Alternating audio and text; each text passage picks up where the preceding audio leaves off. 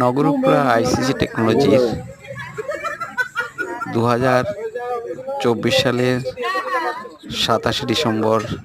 যে পিকনিকের আয়োজন করা হয়েছে, গ্রুপ সেখানে সি চলছে গ্রুপ সি হাতল, ছাত্রছাত্রীদের মধ্যে গ্রুপ এ থেকে গ্রুপ এ হাতল, গ্রুপ বি কুইজ হাতল সবাই, কন্টেস্টে গ্রুপ সি, গ্রুপ ডি সমস্ত ছাত্রছাত্রীদের ডিয়ের পরে কি রে ই তো গ্রুপ ই হাতল হাতল হাতল 5টি দলে ভাগ করা হয়েছে। ইয়ে গ্রুপ এ,